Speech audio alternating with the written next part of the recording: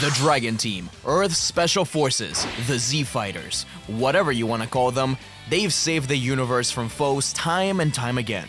But they don't always work alone. There are unsung heroes, short-term team members that may not have stuck around, but were invaluable to Goku and the others. So today, let's go over the temporary members of the Z Fighters. So before we jump in, I want to explain what I mean when I say temporary Z Fighter, because I'm not just talking about a random side character who throws a punch once. To me, a temporary Z Fighter is someone who, during a big Dragon Ball crisis, the story treats like they could have been part of Goku's crew, even if only for a moment. They get pulled into the same kind of world-ending mess the Z Fighters are dealing with. They're framed as important, capable, or at least brave enough to matter for a short stretch, where they're kind of living in the Z Fighter space. The key part of this is that they don't stick around. For example, Mr. Satan wouldn't count. He helps in his own way against Cell, and even more so against Kid Buu. He's not a constant fighter, but he does stick around as an ally. Even if he isn't always in the front lines, he's a mainstay in the Dragon family, even if just a supporter. The temporary fighters die, go home, choose peace, or just fade into the background away from the story. Though of course, I'll be focusing on named characters. So sorry kid who shot a slingshot to Wulong. The core Z fighters in my mind for this are Goku, Gohan, Vegeta, Krillin, Piccolo, Trunks, Future Trunks, Goten, Tien, Chaozu, Yamcha, Master Roshi, with Pan and Oob being included in stuff like GT, though I will mention a few exceptions just to cover my bases. So let's begin with an example. Though he didn't fight side by side with Gohan and the others on Namek, he was supposed to help them against the Ginyu Force, but ended up staying back, gave up his life defending Guru in battle against Frieza, and ultimately merged with Piccolo. He is often an unsung hero. Nail bought the team crucial time while they waited for Goku, but we're getting ahead of ourselves. One of the first instances of a temporary Dragon Team member is our beloved Android number 8. He was an android created by the Red Ribbon Army, later revealed to be specifically made by Dr. Gero, who was locked in Muscle Tower due to his incredible power, but docile nature. He was freed by Ninja Murasaki to kill Goku, but refused to fight, so Murasaki threatened to blow him up. This is a crucial moment for Goku, because it's the first time we see him truly angry. He breaks the remote, defeats Murasaki, and together with Ader, they continue through Muscle Tower, take down Bouillon, and free the village elder from General White. It's also worth mentioning some allies around this time, specifically Snow, who rescues Goku from being frozen to death. Not a fighter by any mean, but a temporary ally that shows one of the core themes in Dragon Ball, Goku affecting the lives of others, and them affecting him, even if just for a second, and creating a mini community because of it. This comes back later on, when Ader and Snow give energy to Goku in the final Spirit Bomb scene. Ader is also an even more important ally in the 10th anniversary movie, Path to Power, where he goes through a similar story, but actually sacrifices himself to save Goku, and is revived by the end of the film. The Red Ribbon Army arc in general is kind of special, because it's the first time Goku is traveling largely alone, so he meets a lot of interesting folks. After the adventures in the Pirate Cave, Goku ends up in Penguin Village, the home of Akira Toriyama's first massive hit. There, the temporary Z fighter ends up being Arale, a robot girl created by the perverted scientist Senbei Norimaki and her angel brothers, the Gachans. Arale is extremely powerful, able to crack the entire planet in half with a single punch, and she helps Goku reinforce the idea that there are always interesting and powerful people out there to meet, learn from, and surpass. With her help, Goku is able to finally drive off General Blue, but he takes the Dragon Radar with him. Thankfully, Arale's little brother, Turbo, was able to recreate the Dragon Radar. Arale even shows back up in Dragon Ball Super, and Goku has a whole mini-arc as a guest star in the 90s Dr. Slump reboot, where they once again team up against the Red Ribbon. Oh, and she's also in the third Dragon Ball movie. Afterwards, while searching for the 4-star ball, Goku lands upon the lands of Korin, where he finds the people of the Karinga tribe. There, Bora becomes a temporary ally as he fights the Red Ribbon soldiers attacking his land, and dies once Tao throws him into his own spear. Goku has to climb Korin Tower, train under him, and defeat Tao. But even Bora's son becomes a temporary fighter. He joins Goku in Uranai Baba's tournament, where he fights Dracula Man and actually defeats him by pretending to be a cross, and makes the first revival in the entire series thanks to Goku helping him return his father to life. He's also one of many who give energy to Goku at the end of the series. There are some warriors and characters which I wasn't sure if to count, but I'll give them a quick mention anyways. Grandpa Gohan, for example, was extremely important to the story of Goku, as his adoptive grandfather brother and first martial arts master. And although they end up reconnecting during Baba's tournament, he doesn't fight alongside Goku or help him within the story itself outside of filler, where Chi-Chi and Goku tried to save Ox King from the eternal fires. There, Grandpa Gohan serves as a helper of Ani. We could say that he was the very first Dragon Team member alongside Goku, but I think he's more of a proto-Dragon Team guy. These are characters who helped in major conflicts on the good guy's side, but long before the main story. Things like Master Mutaito, Tsuru Sennin, and Master Roshi fighting against Demon King Piccolo, Ox King and Grandpa Gohan training under Roshi, or even Bardock and his squad in a way, fighting against Dodoria. They paved the path for the warriors to come. Then there are characters exclusive to filler, which could count, especially during Goku's training before the 22nd World Tournament and the 23rd. People like Master Chin and his son, Shoken,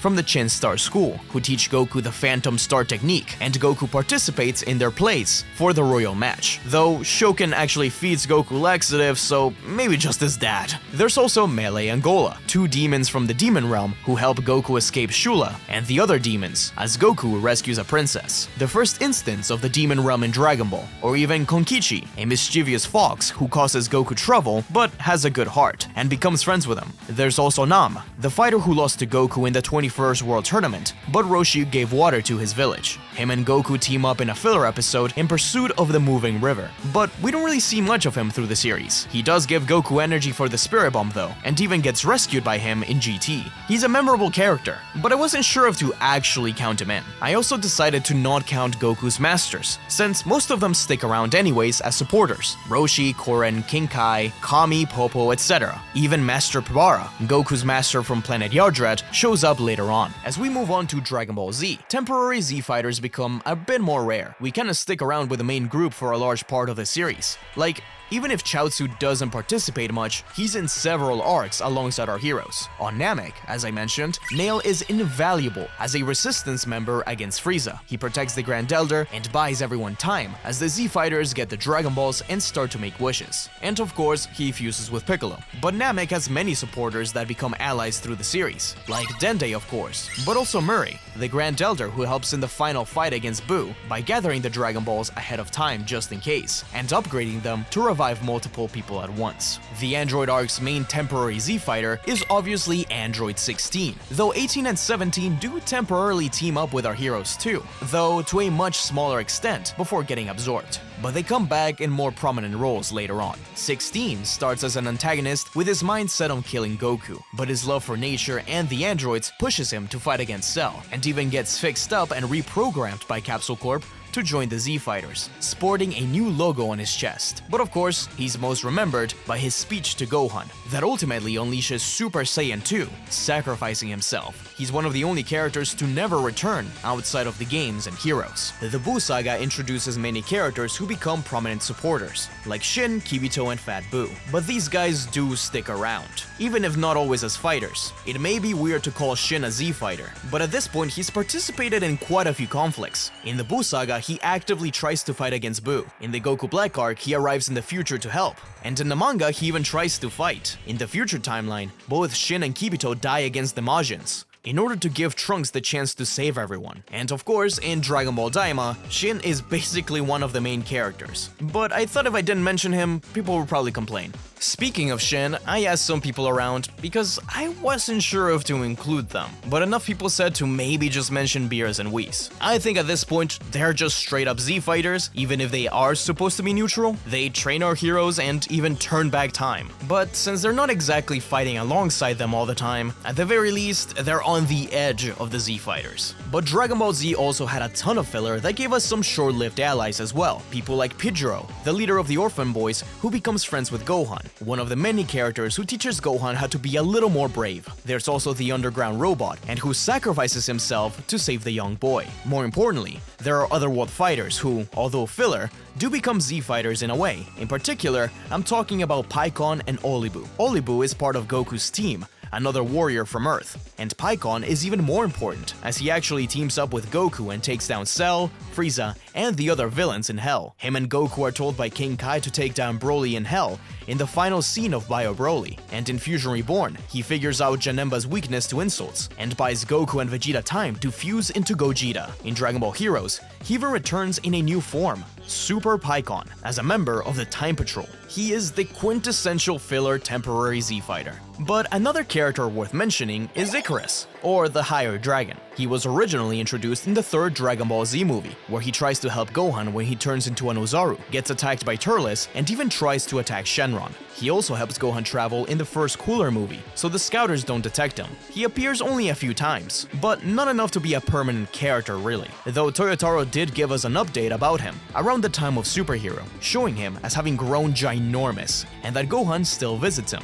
Tapion is perhaps the most famous movie-only Z fighter. Him and his brother Minosha were warriors from the planet Konats, where they were chosen to carry the legendary swords and Ocarina to seal away the demon Hirudegarn within their bodies, by splitting him in half. They were sealed away in music boxes, never to be opened, but the evil wizard Hoi found and freed Minosha, killing him and obtaining the lower half of Hirudegarn. Hoi then went to Earth and tricked the Z fighters into freeing Tapion. At first, he didn't want anything to do with the heroes, but ended up becoming close friends with Trunks. When Hirudegarn was fully freed, he teamed up with the Z fighters to try and stop him, and even begged Trunks to kill him to stop the monster. In the end, Goku destroyed Hirudegarn with a Dragon Fist. Tapion then gave Trunks his sword, and Bulma built a time machine for him to return back to his original time. One of my favorite specials, Yo Son Goku and His Friends Return, has the only real appearance of Vegeta's little brother, Tarble. Although we don't see it on screen, him and his wife, Gure, had been struggling to defend their planet against Abo and Kado, two Frieza Force soldiers who've grown to be as strong as Frieza. So they left to find Vegeta and ask for help. He never fights alongside the Z fighters, but he's the entire reason they get involved in the struggle. He's only been brought up a few times since then, like Bulma suggesting they get him for the God Ritual. But I like to think of him as a very temporary Z fighter for that one small adventure. He was exiled by his father, King Vegeta, for being too weak. So it makes me wonder, was he really the one defending his world from the invaders? Or does Gure have cracked abilities we don't know about? Anyways, Dragon Ball Daima is temporary Z fighter galore,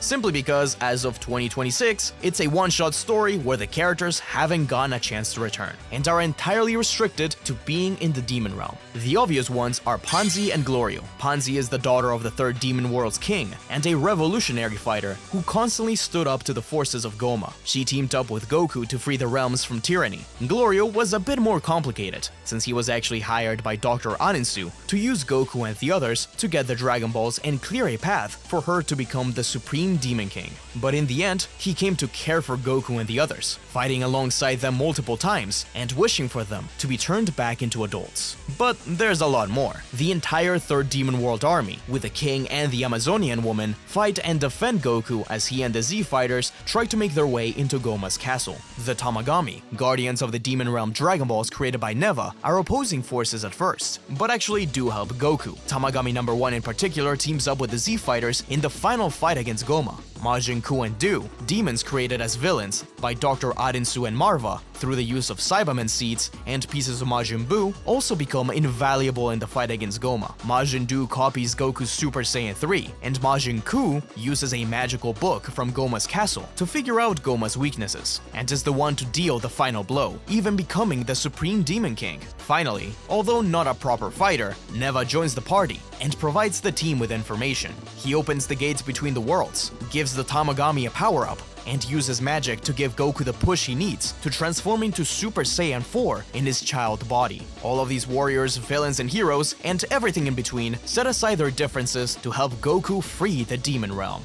Dragon Ball Super then introduced us to a whole universe full of potential allies and foes. At first, there were only hints, like Kaba and Vegeta's somewhat friendly battle, as Vegeta put Bell to ass, so Kaba would turn into a Super Saiyan, for example, culminating in Kaba acknowledging Vegeta as his master. But in the Tournament of Power, we really ended up getting more concrete temporary allies. Kaba is the most obvious example, as, despite being enemies, Vegeta still tries to teach him and even saves Kaba from elimination. promises him to bring his universe back, and thinks of him in his sacrifice. And although not allies by any stretch, Caulifla does end up getting taught by Goku mid-battle. Honestly, if there's any set of characters whom I think should be temporary members in the future, it's the Universe 6 Saiyans. Another Universe 6 member that ends up teaming up with our heroes is Hit. Despite being a serious and ancient assassin, and kinda sorta killing Goku in a previous story, the two warriors put aside their differences as Goku lands as a pillar of fire to stop Dispo from attacking Hit. They help each other out, switch opponents, switch back, even have a Dokkan card together. It's clear that Hit and Goku really respect each other as warriors. It almost feels like Tien and Goku's relationship towards the end of their first fight at the World Tournament. If we ever get an arc in Universe 6, we know who to count on. The craziest temporary Z fighter of all time might just be Frieza. It's a really weird title to give him, and maybe because of his own attitude, he is one step below it. But Frieza became a team member once Majin Buu fell asleep, so Universe 7 needed a new warrior. Instead of getting someone they know and trust,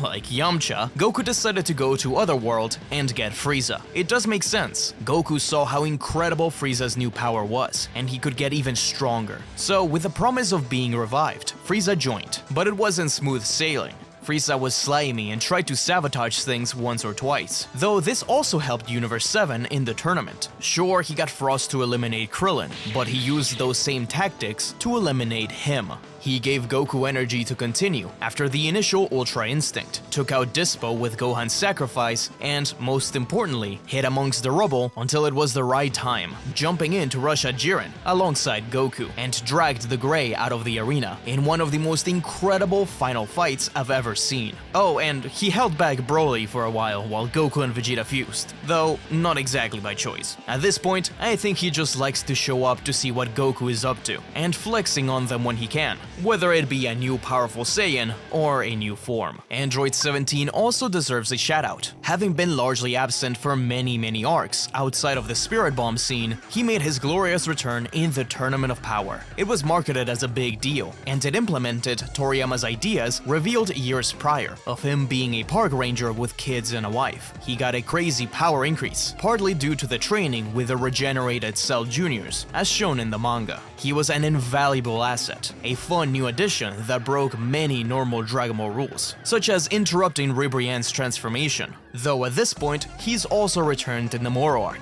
and is a great team-up with Android 18, so perhaps we could consider him a full-fledged Z fighter at this point. It's crazy to see the differences between him in GT, him in Super, and him in the future, but either way, he's become an important and memorable character.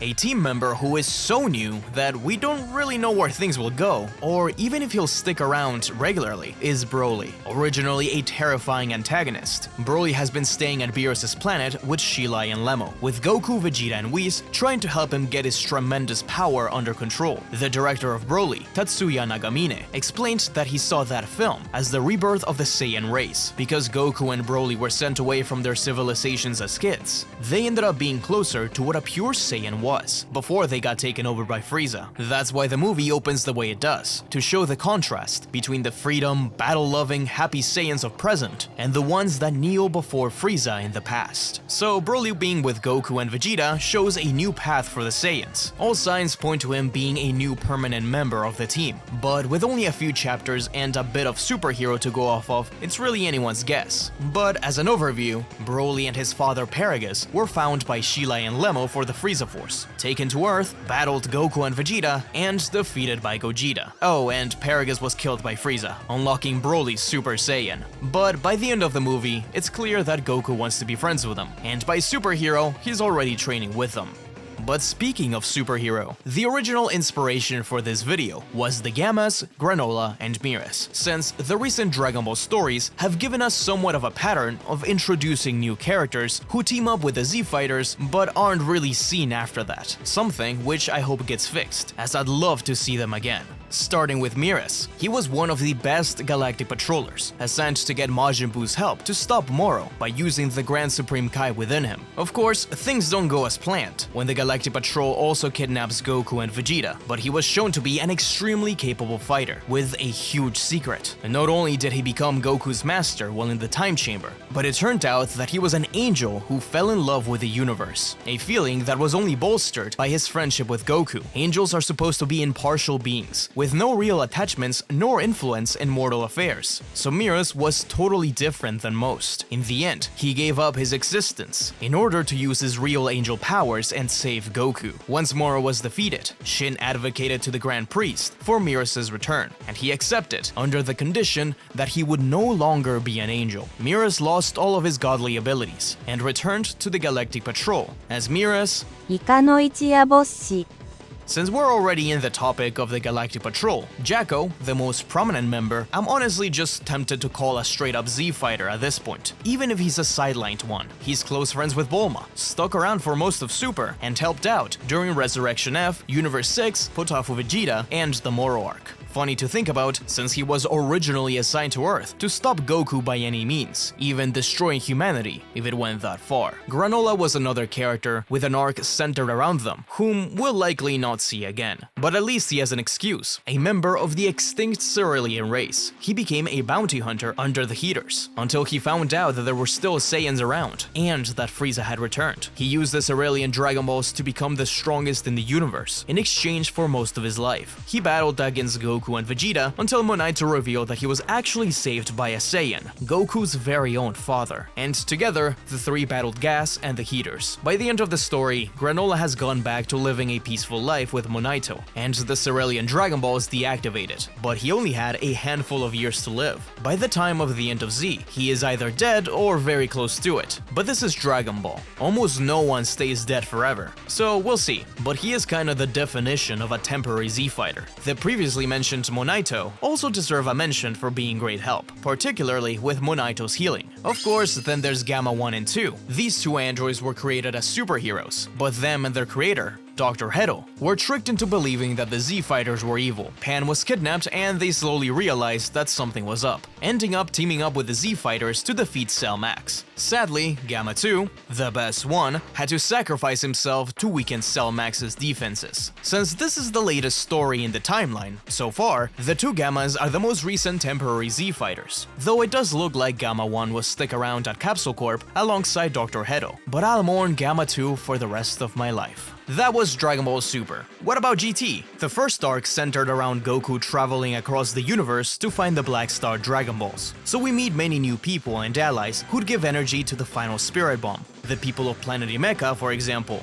But many were also enemies, who, though not really temporary Z-Fighters, were affected in such a way that they helped Goku out in one way or the other. Like Legic, who admired Goku's abilities and ignored Donkey's orders to kill him. The Para Para brothers, who were villains, but helps Goku and the others out inside Lord Lud to escape, and help the cult members give energy to Goku. Goku also helps defeat Tsunama in Planet Gelbo, and the giant catfish ends up living in the village alongside Doma and Lina, two temporary allies of Goku, Trunks, and Pan. And of course, everyone's favorite Dragon Ball character, the space tanuki Suguro and his son, who helped pull out Goku's tail after he saved them from a space between dimensions. But that was just a side tangent. There's other examples like that, but the single best temporary Z-Fighter in GT is none other than Nova Shenron. He was the one honorable Shadow Dragon, guardian of the 4-star ball, and the same Dragon Ball gifted to Goku by his granddad, ironically being born from an evil wish, the youth of King Piccolo. Goku and Nova had a fun fight, until Ice interrupted, and Nova was killed by Omega, but not before he gave Goku an antidote to cure his blindness. Goku actually managed to get this Dragon Ball back, eat it, and purify it on accident, allowing Nova to return and help in the final fight against Omega. He nearly took him down, but the evil dragon used Nova's own body as a shield. Still, I think it's really cool that a representation, or at least part of Shenron, actually becomes a temporary Z-Fighter to the point where he has a fusion with Goku in Dragon Ball Fusions.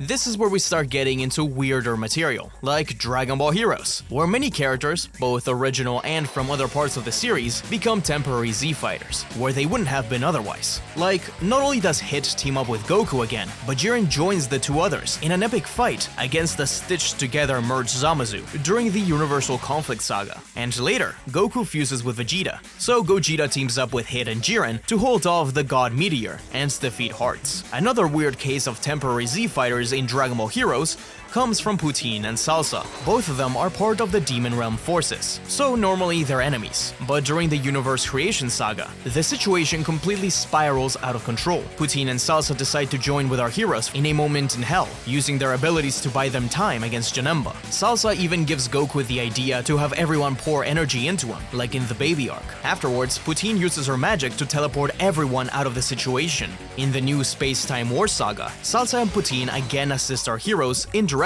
by opening a chamber similar to the Hyperbolic Time Chamber, allowing Goku and Vegeta to train and master their power. Towa, Mira, and the Dark Empire are another interesting example. I don't think I'd call them proper temporary Z fighters, but they have been forced to team up with them. Towa and Mira originally help Mekikabura because they actually believe in him, where he'll be able to bring back all the power to the Demon Realm. They use the Dark Demon Realm Dragon Balls, fight the Time Patrol, and more. But when Mekikabura gets his full power, he starts absorbing all of time. And this threatens everything and everyone, including his own allies, even using Towa as a human shield during a fight. So Towa, Mira, the Dark Empire, and even Demigor's forces turn against him, fighting alongside the Time Patrol to defeat him. But they're still the furthest thing from good guys. I hesitate to include the next one, but even Demigra, one of the biggest antagonists in Heroes, teams up with the Time Patrol, alongside his minions, Robelu and Kamo. They help out against the demon gods, doing things like powering up Gohan to get him Super Saiyan 4. Demigra even wishes on Shenron to erase Mekikabura's mind control and rescue the heroes.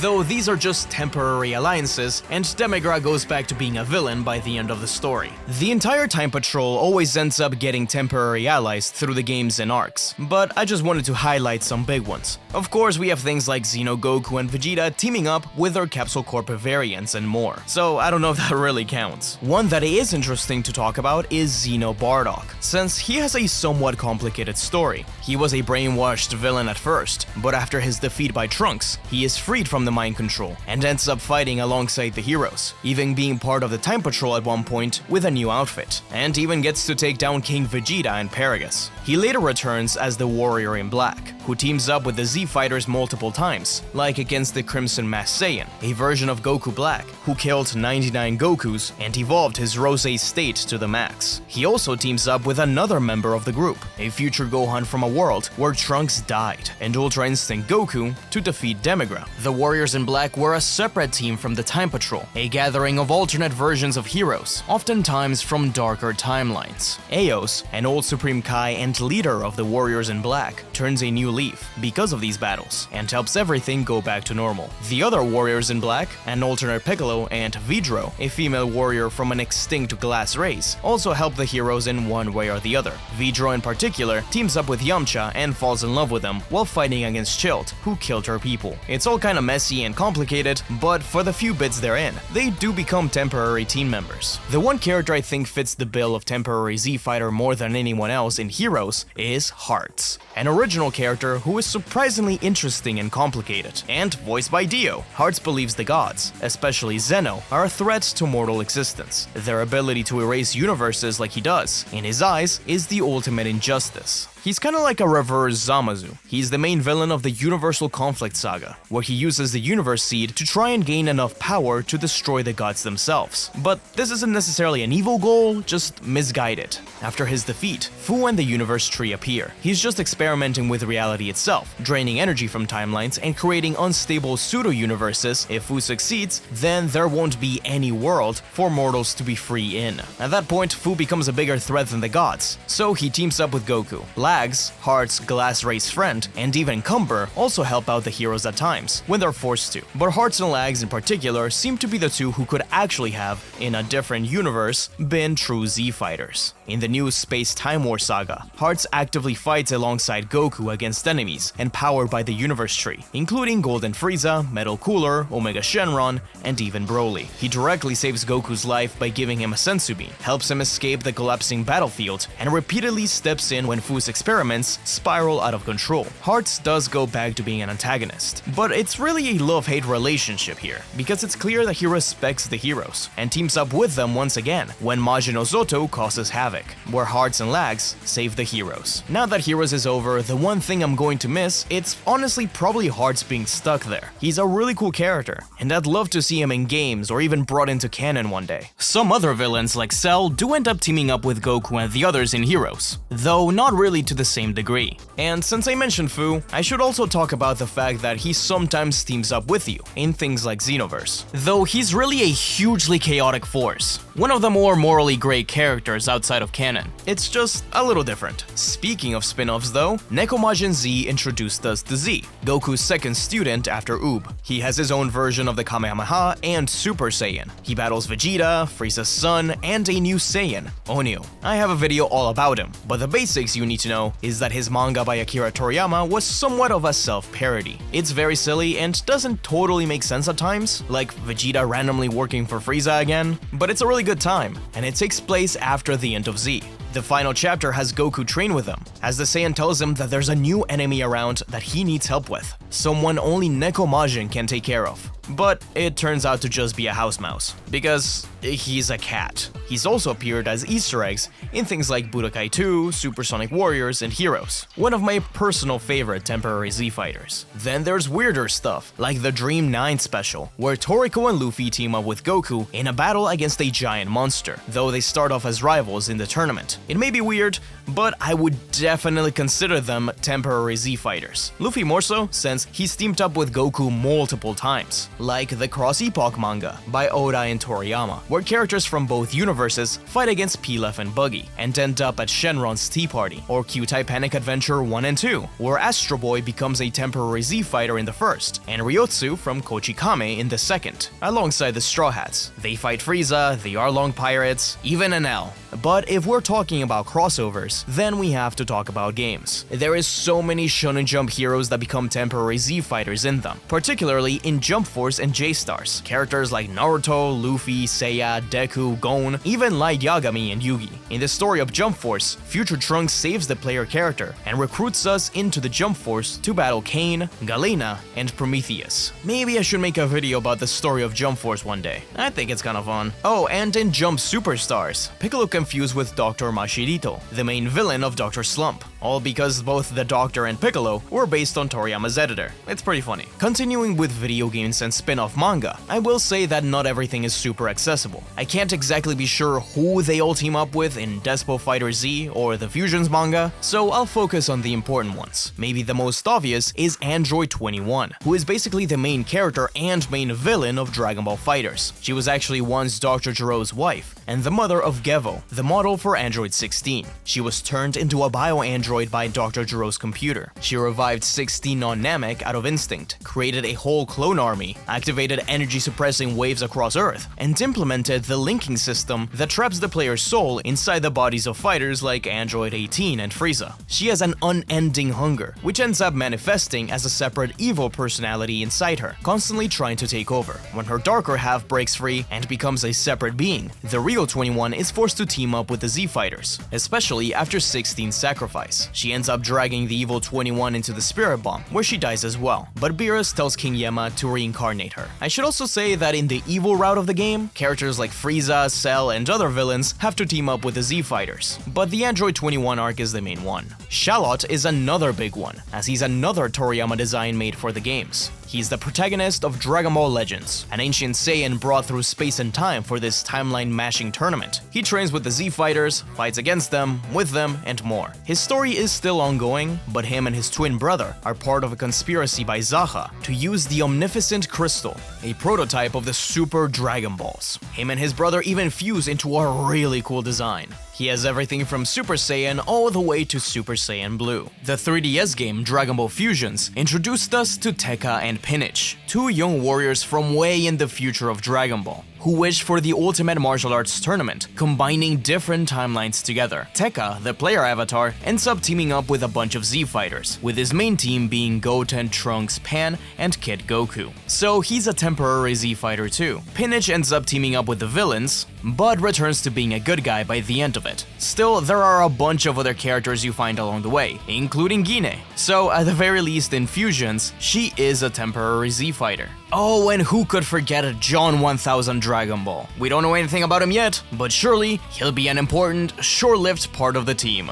There are also many versions of Dragon Ball Heroes where characters like Beat and Note join the Z Fighters, like in World Mission, where the main character is recruited by Xeno Trunks, revealed to be Goku's descendant, and helps in battles. The Time Patrol as a whole should get a shout out too, like the Supreme Kai of Time calling on Goku to help in the final battles of Xenoverse 1. But at this point, the organization is such a constant, and just straight up contains half of the characters anyways, that I don't know if I should really count it. But perhaps the single most important temporary Z Fighter doesn't come from Canon or GT or Heroes or Super. It comes from the real 4D at the Super Tenkaichi Budokai, an attraction at Universal Studios Japan. In it, the audience watches the battles unfold until Broly attacks. Goku and Vegeta fight back, but they're overwhelmed, so Bulma uses the Dragon Balls to summon Shenron and give Goku access to a brand new technique, the God Fusion, with none other than the audience. That's right, Yes, we have been temporary Z fighters, fighting alongside Goku, defeating God Broly, lending our power directly. Earlier, I mentioned that one of Dragon Ball's core themes is how Goku changes the people around him, and how they change him. Enemies become allies, techniques are shared, borrowed, learned. But that theme doesn't stop inside the story, because it extends to us. Every time people lift their hands up during the Spirit Bomb or try a Kamehameha, every time someone feels inspired by Goku to push themselves a little harder and carry these lessons into our own lives, that fusion scene just makes this all literal. Because in a way, we are all temporary Z fighters too.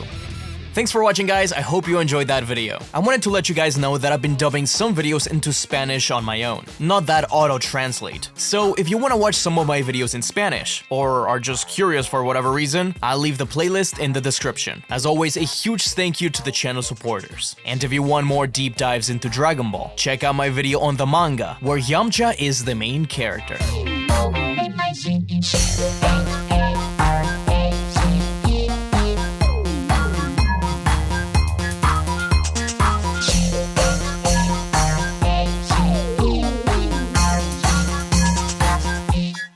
If I